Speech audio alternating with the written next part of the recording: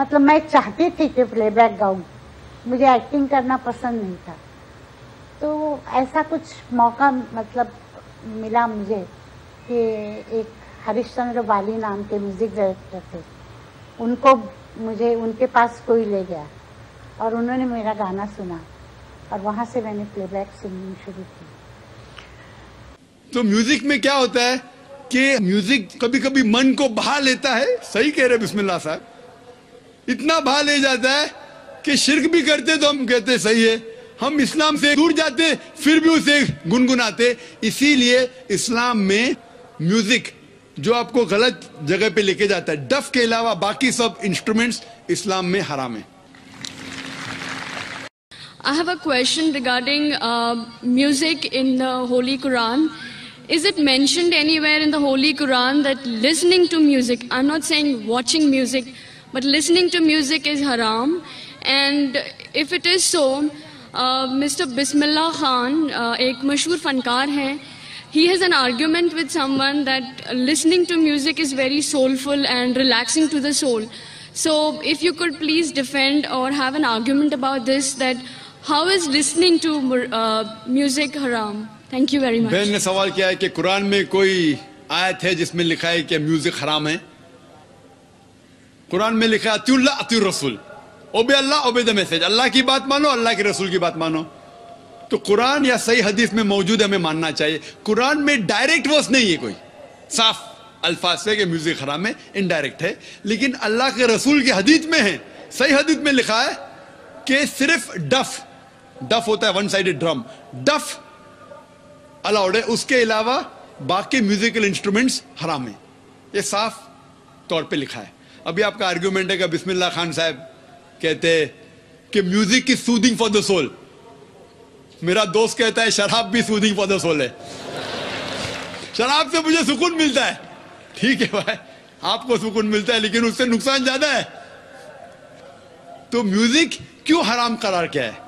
It इंटॉक्सिकेट्स। Quran में लिखा हुआ है चैप्टर नंबर 2 सूरह अल बकरा में, सूरह नंबर 2 आयत नंबर 219, शराब में फायदे भी है नुकसान भी है। अल्लाह ताला जानता है, अल्लाह ताला सब कुछ जानता है। कुरान में लिखते हैं अल्लाह ताला कि शराब में फायदे भी है नुकसान भी है, लेकिन नुकसान फायदे से ज्यादा है।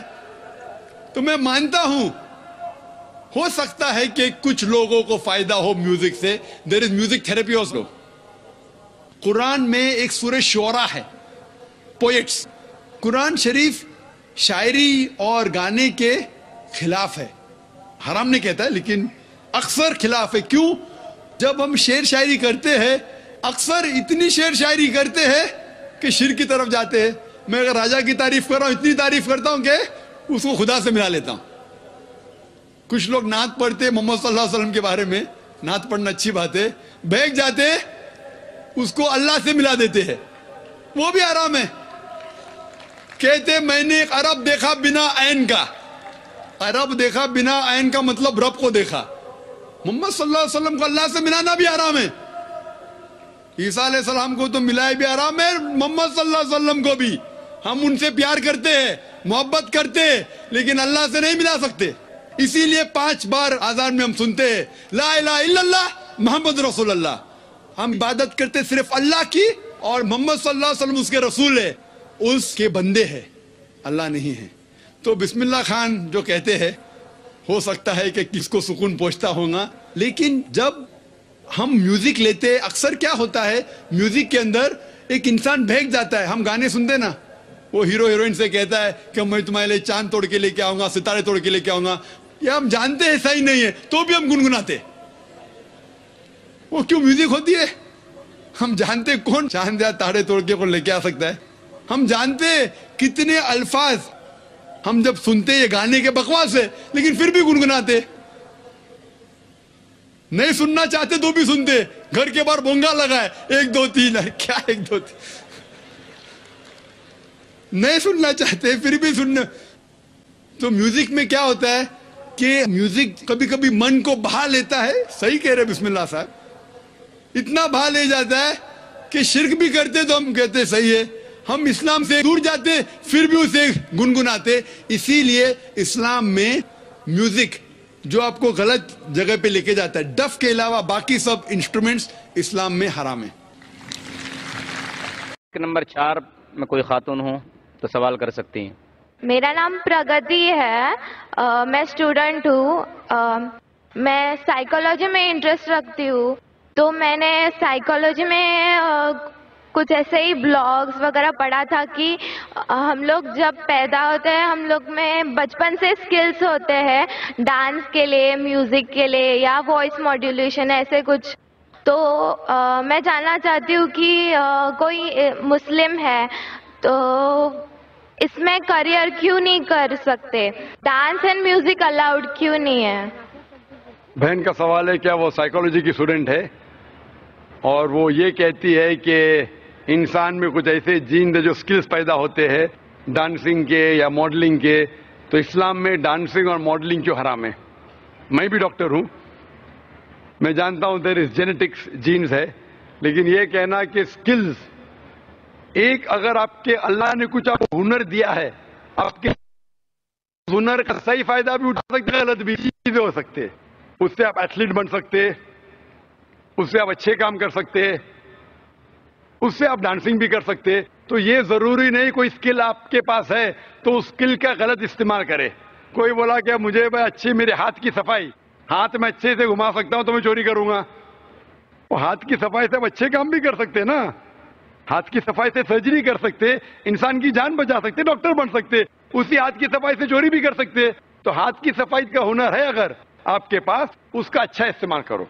جو آپ کا مین سوال تھا کہ اسلام میں ڈانسنگ اور ماڈلنگ کیوں حرام ہے؟ اسلام میں وہ چیز جو آپ کو قرآن اور حدیث سے دور لے کے جاتی ہے وہ حرام ہے، کیونکہ ہم عورتوں کی عزت کرتے ہیں اور ہم نہیں چاہتے کہ ان کی نمائش کرے. ہم دیکھتے ہیں کہ ویسٹرن ورلڈ، جب ویسٹرن ورلڈ کہتی ہے in the name of women's liberalization, the western society in the name of women's liberalization, actually they are degrading the woman. In the name of women's liberalization, they are degrading her to a status of mistresses, concubines, society butterflies, with a hidden behind the colorful screen of art and culture.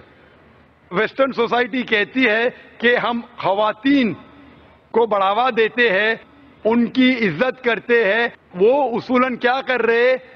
Media کے ذریعے in the name of art and culture, art اور culture کے نام پہ وہ کیا کر رہے؟ وہ خواتین کو ذلیل کر رہے. میں آپ کو مثال دیتا ہوں.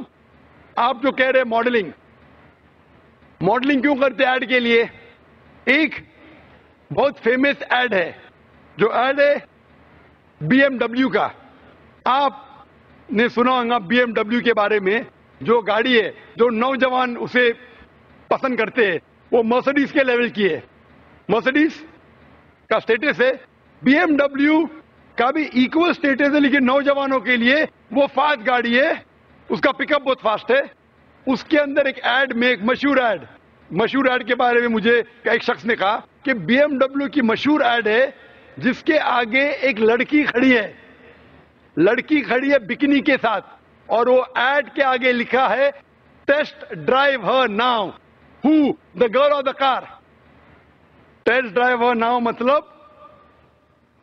اس کو گھماؤ. کس کو؟ لڑکی کو کیا گاڑی کو؟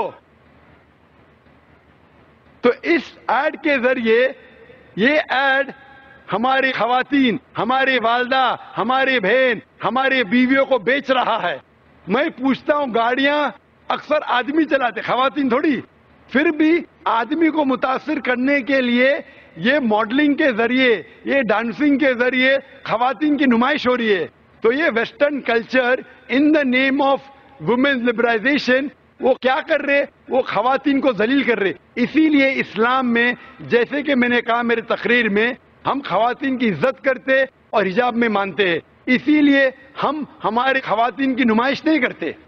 اسی لیے خواتین کا سارا جسم ڈھکا ہونا چاہیے، صرف چہرہ اور ہاتھ دکھ سکتا ہے. اسی لیے یہ ڈانسنگ اور ماڈلنگ قرآن و حدیث کے خلاف ہے، اسی لیے اسلام میں خلاف ہے.